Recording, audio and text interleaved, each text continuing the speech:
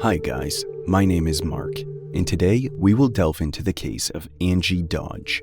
18-year-old Angie Dodge was found dead in her Idaho Falls apartment. She had been stabbed multiple times on the 13th of June, 1996. Detective Jeff Pratt mentioned that he had been cautioned about the graphic and violent scene with lots of blood even before he arrived at the scene. He described Angie's case as the worst one he had ever seen. He called it a nightmare. This nightmare finally ended 25 years later.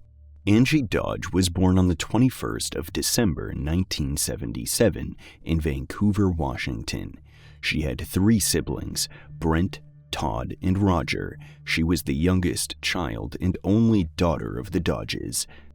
Jack and Carol Dodge raised all 4 children. Angie began her preschool education in San Diego, California, and continued her education in Idaho Falls. She was a math and English tutor throughout her high school years. She was an intelligent child, and she loved the outdoors. She enjoyed nature and camping. Angie was a burst of life. Her favorite holiday was Christmas and the parties thrown. In May of 1996, Angie graduated high school and began her tertiary education at Idaho State University. Like most 18-year-olds, Angie and her mother were not seeing eye to eye on some of the house rules. After another big fight, Angie moved out of her family's home. In the 3rd week of May, Angie moved to the 2nd floor of an apartment building in the central part of Idaho Falls. Her mother, Carol Dodge, was against it, but emotions and egos were on the table, so Carol let her go. 3 weeks after Angie had moved out, Carol received a call. Her daughter had been murdered. Angie had missed work on the 14th of June, and she had not been answering her phone. 2 of her friends and coworkers had gone up to Angie's apartment to check on her, and they found her body. She was found in a pool of blood next to her bed. It looked like she was getting ready for bed. She was partially dressed in sweatpants, and her nightshirt was found in shreds. Her favorite teddy bear was found beside her, coated with her saliva. It had been used to stifle her screams. The Idaho Police Department arrived on the gruesome scene to make more heartbreaking discoveries. Angie had been raped, and afterward, she was stabbed 16 times. Her throat had also been cut. She was then left to die. Blood spatters coated her walls, bed, and carpet. A different stain was found on Angie's sweatpants. The sweatpants were sent to the Idaho State Crime Lab in Meridian. The stain was discovered to be semen. Angie Dodge was raped and murdered in her Idaho Falls apartment. Carol and her daughter Angie had a fight. Angie moved out of the house and was away for 3 weeks. During this time, the two still had not settled their differences. On the night of the 12th of June, Angie visited her mother to make amends. Carol had mentioned how she rocked her daughter that night and told her how glad she was that they were now on good terms. Angie had promised to remain her whittled baby and not be mad at her even in a blue moon. Angie kissed her mother's cheek and told her she loved her, and Carol reciprocated. That was the last time Carol heard her daughter's voice. 2 days later, she was told of Angie's death. However, Carol expressed how grateful she was that she was able to tell her daughter just how much she loved her. Carol later revealed that she never wanted Angie to move out, but it was Idaho Falls. Back in 1996, citizens didn't worry about their appliances being stolen, much less being raped and murdered. Angie wanted her freedom. She wanted to make her own mistakes, so Carol had resolved to let her be. The community was enraged. The easygoing and carefree way of life they had always known had been tampered with. Idaho Falls was on the edge of her seat. The criminal, whoever he was, must be brought to book, and justice must be served quickly. It didn't happen quickly, but justice was surely served. In addition to the semen found on Angie's sweatpants, the detectives also found hair on the scene. These DNA samples belonged to a single individual, and in the following weeks, the Idaho Falls Police Department searched for Angie's killer. Everybody Angie knew was interviewed. The detectives followed each lead until it couldn't be followed or until it was completely ruled out as a possibility. Several names came up during the investigation, and DNA was collected from as many as were brought in for an interview. Detectives described the semen sample as pristine. It was a single profile and complete identification. It belonged to only one man and no one else on the planet, yet they couldn't find a match. Detective Bill Squires, one of the detectives assigned to Angie's case, mentioned that the police collected and tested over 100 DNA samples. In January 1997, an acquaintance of Angie, Ben Hobbs, was arrested in Nevada on suspicion of raping a woman at knife point. The arrest made investigators circle back to Angie's friends, leading them to Christopher Tapp, a 20-year-old high school dropout. Christopher and Angie belonged to a group of young people called the River Rats. The River Rats usually hung out by the Snake River trails not so far from Angie's apartment. Christopher was also seen with Angie at a gathering the night before she died. Christopher was first interviewed on the 7th of January 1997 and released. He was interviewed again on the 10th of January and scheduled for another interview on the 11th of January. Christopher did not show up on the 11th. The police then went to his house, and Christopher's mother told the police that he would be at the station on the 13th of January with his attorney.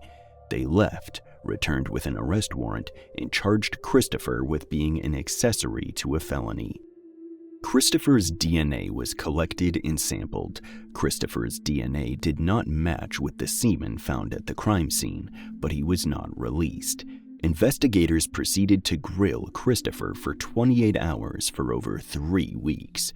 In his first interview on the 7th of January, Christopher claimed that neither he nor Ben Hobbs had any involvement in Angie's death. In the second interview, Christopher had changed his story. He said that Ben had killed Angie and had asked him to provide an alibi. By his third interview, which was on the 15th of January, Christopher's story was that he had been present when Ben killed Angie. According to Christopher, Ben had been mad at Angie for trying to break up his marriage. Most of these interviews were videotaped, and Christopher's attorney watched them on a monitor in a separate room. By the 17th of January, Christopher had an immunity agreement with the prosecutors. If he provided truthful information about the crime, he would only be charged with and allowed to plead guilty to aiding and abetting an aggravated battery. On the 18th of January, DNA results came back, excluding Ben and Christopher from the crime scene. This time, the police offered a solution to the fix. Maybe it was their other friend, Jeremy Sargis. Christopher changed his story again. This time, he said Angie had been raped by Ben and Jeremy. On the 27th of January, Jeremy's DNA test results came back, and it was negative. Jeremy also has an alibi that checked out. Christopher's immunity agreement was voided on the 29th of January. He changed his story yet again. He said he held Angie down while Ben and his friend Mike, who we didn't know, raped and stabbed her. On the 30th of January, Christopher took his 5th polygraph test and umpteenth interrogation. The detective offered a more lenient sentence if, while he witnessed the attack, he had been in fear for his life. Christopher's final story before trial was that he had cut Angie across the chest because Ben had threatened to kill him. The detective told him he passed the test, but his report would have to mention that he was deceptive about his participation in the crime. On the 3rd of February 1997, Christopher Tapp was charged with first-degree murder, rape, and the use of a deadly weapon in the commission of a felony. Ben Hobbs was convicted for his initial crime, the Nevada rape, but was never charged in Angie's death. Jeremy Sargis was initially charged as an accessory, but the charges were dismissed. Christopher pleaded not guilty, and his trial began on the 12th of May, 1998. His attorney argued that Christopher's confession should be suppressed as it was coerced, but the judge refused, saying Christopher's statements to the police can be used against him. The polygraphs, interrogation, and confession tapes took up most of the trial. In the first interview, the police had already targeted Ben. They told Christopher that Ben had placed him at the crime scene, but they could help only if he cooperated. Christopher said he didn't know anything, but as the interviews increased, his involvement increased too. In a later interview, Christopher was threatened with the death penalty and was told that the only reason he couldn't remember what he had done to Angie was because he had suppressed the memories. Detective Fuhrman, one of the detectives who had interrogated Christopher, testified that Christopher had not been coerced. As a matter of fact, he knew what Angie was wearing before he was shown the crime scene photos. Further examination of the polygraphs and confessions videos showed Christopher didn't mention Angie's clothing until after he was shown the photos. Prosecutors also produced Destiny Osborne, a young woman who testified to overhearing Christopher and Ben talking about Angie's death. She admitted to having been high, but claimed she heard Ben say he killed Angie because she owed him money for methamphetamine. This testimony contradicted Christopher's statements to the police, where he stated that Angie didn't do drugs. Christopher didn't testify, but his alibi was presented in court. He had been caught cheating on his girlfriend, and she had caught him with the other woman the very morning Angie's body was discovered. He couldn't have been present at the crime scene. The prosecutor also presented witnesses from Christopher's circle who claimed he had the dates wrong. Carol was present at the trial and sentencing hearing and was pushing for the death penalty. On the 28th of May, 1998, after 13 hours of deliberation, the jury of 9 women and 3 men returned with a guilty verdict, and Christopher was sentenced to life in prison with a minimum sentence of 30 years for the murder conviction and 10 years for the rape conviction.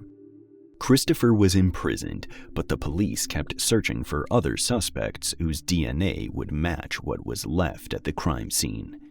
In 2001, Christopher recanted his confession and claimed he was coerced and force-fed information about the crime by the police.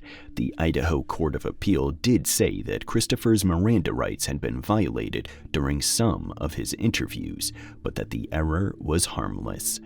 After Christopher had spent a decade in prison, the Idaho Innocence Project revisited his case.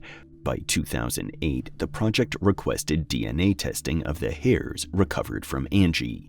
Initially, the hairs had only been visually inspected. The DNA from the hair matched the DNA from the semen, and Christopher was excluded. Christopher's legal team in the Idaho Innocence Project began to push for further DNA testing. In 2012, their request was denied by a judge who said that while the DNA is relevant, it doesn't make Christopher innocent. At the end of 2012, Angie's shirt, sweatpants, and teddy bear were tested by limited DNA testing. The result excluded Christopher and Ben as contributors. At this point, Carol had also started having doubts. She soon became one of the biggest advocates for Christopher's innocence. In 2013, she watched Christopher's confession tapes and reached out to Stephen Brezen, an expert in false confession. Unknown to her, Stephen Brezen had also been in contact with Christopher's lawyers, and he agreed to investigate the case immediately. In 2014, Stephen Brezen published a report stating that Christopher's confession was coerced and produced through deceit and pressure. He concluded that the Idaho officers enhanced his confession and supplied him with details to factor credibility into his statements. Stephen recruited the New York Innocence Project, and they joined the Idaho Innocence Project to secure Christopher's freedom. In 2016, Christopher's legal team filed a motion for post-conviction relief. The motion noted that Christopher had taken 7 polygraph tests, and the recordings of 3 of these tests, where coercion and deception had been used, were not disclosed to Christopher's legal team during the trial. Additionally, Christopher's confession did not tally with the evidence. Christopher claimed to have committed the crime at about 1 a.m. However, Angie had been out with her friends until 12:30 a.m., and an autopsy showed that her bladder was still full, which indicated that she had been asleep for a while. The motion was never ruled on. On the 22nd of March, 2017, Christopher's lawyers struck a deal with the district attorney. Christopher's rape conviction was vacated, and the murder conviction was reduced to time served. After being inmate 56265 for 20 years, Christopher Tapp was released from prison in 2017 with a criminal record. Destiny Osborne, who had testified to overhearing Christopher and Ben, also recanted her testimony. She first spoke to Carol and then Christopher. Destiny confessed to not knowing who Ben was at the time, but police officers had threatened to arrest her on drug charges. She had a hard time remembering events as she practiced her testimony, but the officers had assured her it was because of her drug use. In December 2014, the name Michael Usry Jr. came up. Michael Usry Jr. was a low-budget filmmaker who lived in New Orleans, Louisiana. Michael was home with his wife when the officers from the Louisiana state knocked on his door. The 35-year-old filmmaker was invited to the downtown station for a conversation. Michael, believing he was innocent, decided to go with the officers.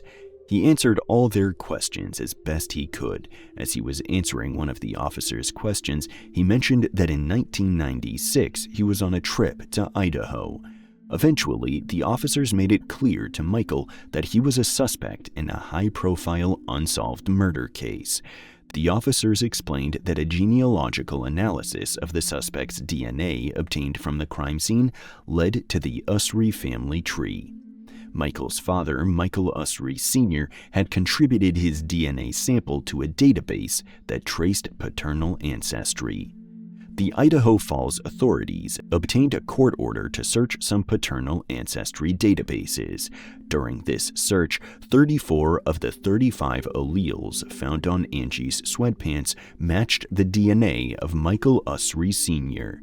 This result indicated that a close relative of Michael Usry Sr. would be a close match. Michael Jr. was further suspected because of a trip to Idaho in 1996. Within 6 weeks, his saliva sample was collected and properly tested. However, Michael Jr. did not match the DNA found at the crime scene, and the charges against him were dropped on the 15th of January 2015. The accusation against Michael Jr. brought a lot of backlash to the police. Lots of critics claimed the use of the database was an unethical breach of privacy. Some argued that Michael Sr. donated his DNA sample for a different purpose, and it should not have been used as grounds to accuse his family members of a crime. The database the authorities used also faced public disapproval for allowing law enforcement access as well as breaching the privacy of their clients. Others believe that Michael Jr. was targeted because of Murder Labia, his 2010 short film about a young girl being violently killed.